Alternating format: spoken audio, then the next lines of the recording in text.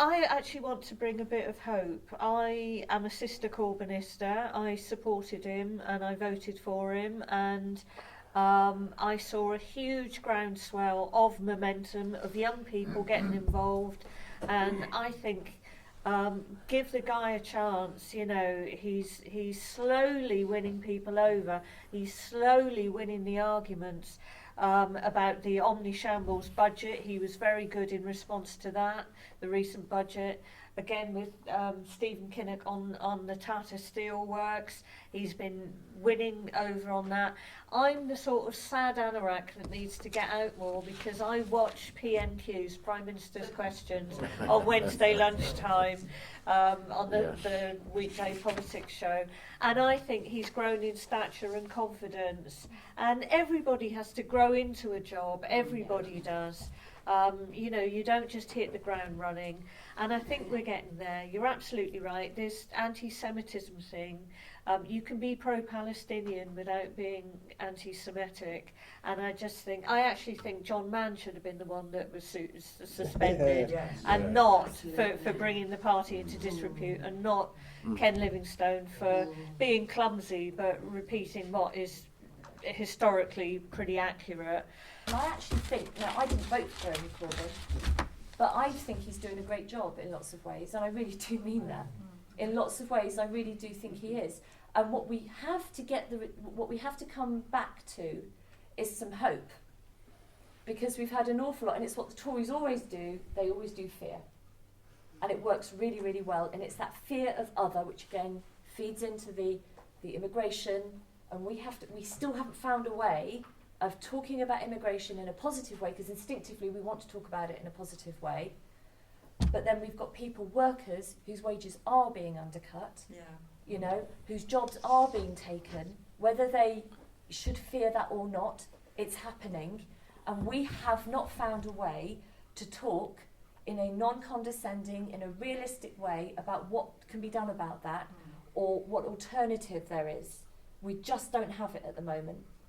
So that fear of other is something that the Tories have played on brilliantly, because they do it so well. And I actually think that the great strength of Jeremy Corbyn, you know, I think he could do other things better, but I think his great strength is he does bring hope. He does bring a new narrative in lots and lots of ways, and I think he is making progress on austerity. You know, and I think actually we are very slowly making progress.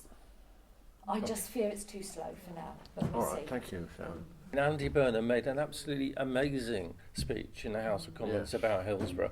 Yvette Cooper made a fantastic speech about the government's mad decision not to allow orphan children to come into the country. Some really, really effective, powerful stuff. And then 5 minutes later, we're suspending Nasha, and we've lost all of that oomph and all of that reason for being. We're so prone to doing that, and of course the media love it. You know, as soon as there's a sniff of it, they're on it straight away. And you know, the friends in the Tory party will constantly feed them that kind of stuff to damage ours. Now, what really happens is, why have people found their home, as it were, in the, if you like, the Equality for Women Party, for example, have found their home in the Greens rather than the Labour Party? Why have they found their home in the Lib Dems rather than the Labour Party? It seems to me that that's where we're failing. I can tell you this little anecdote, if you let me. Will you let me? Yes. A quickie, because we're going to have to actually stop when we were coming up to the 2010 elections, then I went to a meeting down in Dorset. There was a leading party activist, Secretary of South Reed, I think, there, and I said at that meeting, we should be supporting the anti-cuts campaign. Yeah, because I thought we should be. I wasn't in favour of austerity. I thought this proposal for this massive cut was the most stupid thing I've ever heard in my life. So I was for the anti-cuts movement.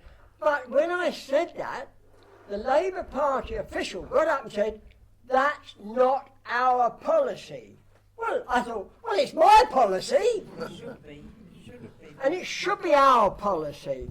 But for 2-3 years, we went on being quiet about the austerity campaign because we feared for some peculiar reason that people had bought into. We're all in it together, we've got no money, you know, the country's in bankruptcy, and it's all the fault of the benefit people. And if we went into an anti-cuts programme, they'd think we were all nutters. Now that was stupid, and we should have gone behind that right from the word go, because the economic system, which has been introduced by these people under a neoliberal, is the daftest system you can imagine. It's ruined this country, and it's ruined Europe. It's given us a growth rate of less than 2% in Europe and just about 2% in this country. We were working on a growth rate of 4%. Now what happened? What happened was this tremendous austerity programme which drew out the spending power of the community and simply left us in the lurch. Everything has gone wrong since then, and it's still going wrong. We're not in a strong economy, we're in a weak one. This Tory government is far worse than what we saw in Thatcherism. Far worse, and people don't seem to have got onto that. We're fighting against oppressed bias, we always have been. But also what we're fighting about is something that historically the Labour Party is a broad church.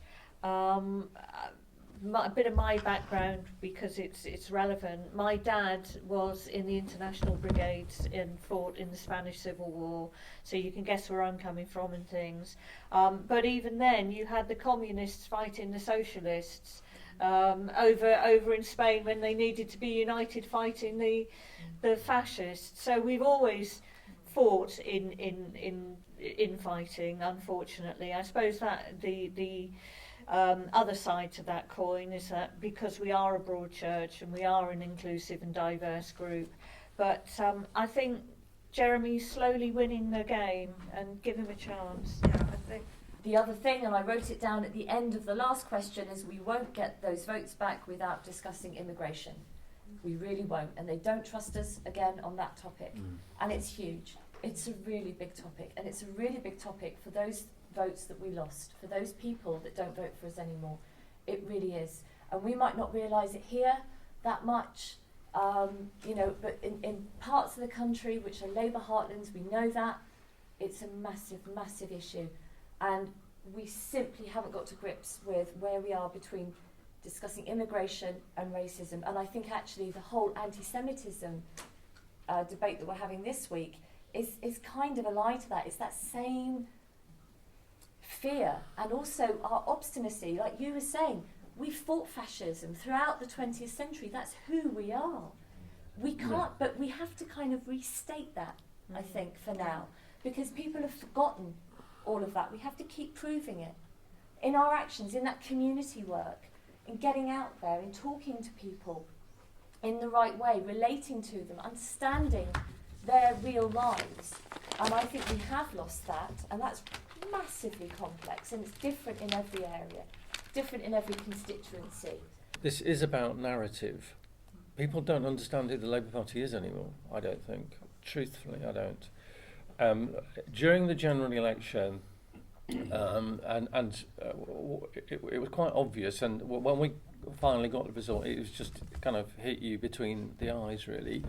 We didn't have a narrative which held all of our policies together. We had some amazing policies, some really good policies, none of which ever got into the press because we didn't have a narrative which joined all of that together. You know, we were constantly bombarded with the long-term economic plan, time after time after time, and we didn't have enough argument, enough narrative to be able to challenge that, enough confidence in our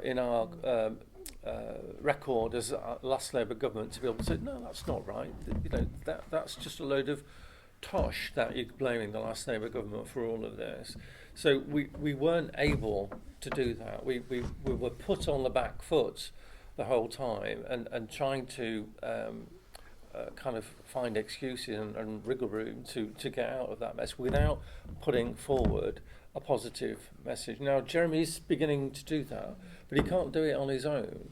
we need as a party to come together and provide that narrative for people in a way which is consistent and uniform, and you know, we keep repeating it time after time after time, instead of constantly getting abroad in this internal nonsense, because it is self-defeating. So we're not there yet, but we are going to make progress.